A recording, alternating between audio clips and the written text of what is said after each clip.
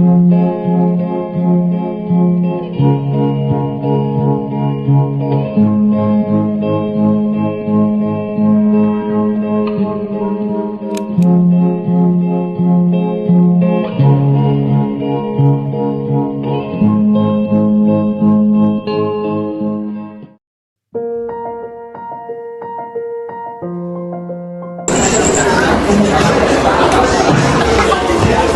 si Mika!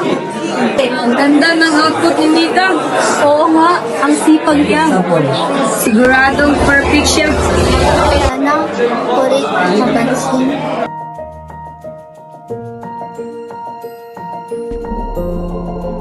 Guys, nawala ng project ko. Baka Mika, siya lang yung lumapit sa bag mo kanina. Ako ba na lang, Mark? Ay, katungin sila at Mika.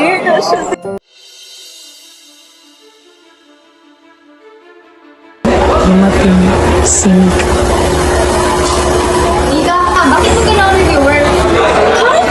Hindi ah! Talaga, hindi ka. Wala kang ginagawa masama!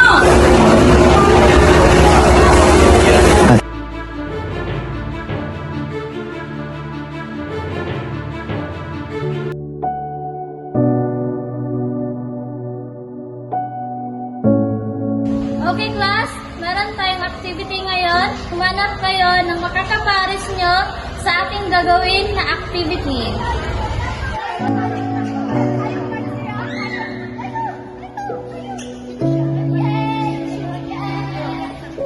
Guys, alin naman ako sa grupo niyo. Bakit ka nagsasali? Hindi naman ako usual at iwamit ka. Sorry, maghanap ka na lang ng ibang grupo.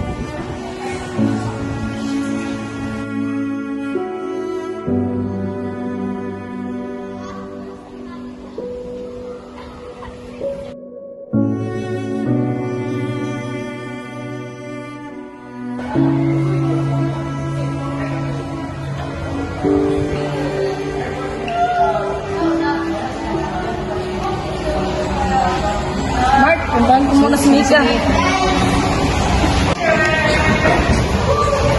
Uy, Mika, okay ka lang? Wala ka kasalanan. Hindi ko yung naniniwala sa akin. Hindi ako ang kumuha ng project ni Mark. Okay lang yan. Tara, sabihan natin sila. Guys, may gusto mo sabihin. Guys, pwede natin siya isali sa ating grupo. Ha? Ano? Huwag mo na nang isali. Ew, isasali? Hindi ba siya yung kumuha sa project ni Mark? Yan, isasali niyo? Ba't ko pa yan isasali? Ba't yan isasali? Guys, tama na. Aamin na ako. Kasalanan ko na. Ano? Ano amin mo? Ako amin na ako sa project ni Mark. Ano? Ano? Ano? Totoo ba? John, Ana! Bakit mo ito nagawa sa akin? Nagawa ko lang yun kasi nagsiselos ako sa'yo. Pinupuri niyo kasi siya eh. Paano naman ako? Ginawa ko naman lahat ah.